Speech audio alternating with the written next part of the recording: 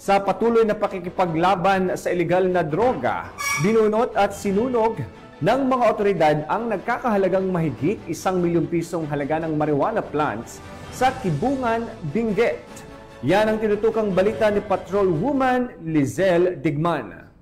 Patuloy na paglaban sa iligal na droga, matagumpay na sinunog ng Caballero Cops ng Benguet Police Provincial Office ang halagang 1,341,200 pesos halaga ng marijuana plants sa isinagawang marijuana eradication operation sa Kibungan, Benguet noong ika-21 ng Abril taong kasalukuyan. Batay sa ulat ng Regional Operations Division ng Police Regional Office Cordillera Administrative Region, 3 marijuana plantation sites na may 3,850 fully grown marijuana plants na nagkakahalaga ng 770,000 pesos standard drug price at 4,760 na gramo ng pinatuyong dahon ng marijuana na may halagang 571,200 pesos standard drug price ang natuklasan sa Sitio Adawi at Sitio Bacas, Barangay Takadang. Naging matagumpay ang operasyon sa pamamagitan ng pagsisikap ng magkasanib na operatiba ng Kibungan Municipal Police Station, 2nd Benguet Provincial Mobile Force Company, Provincial Drug Enforcement Unit at Provincial Intelligence Unit ng Benguet PPO, Regional Intelligence Division ng ProCar, Regional Intelligence Unit 14 at PDEA CAR. Ang lahat ng natuklasan ng mga halaman ng marijuana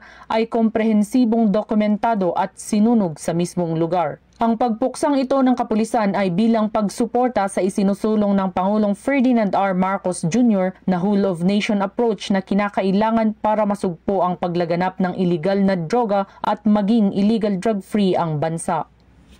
Mula dito sa Rehiyon Cordillera, ako ang inyong PNN correspondent, Patrolwoman Digman, alagad ng batas, tagataguyod ng Balitang Pulis.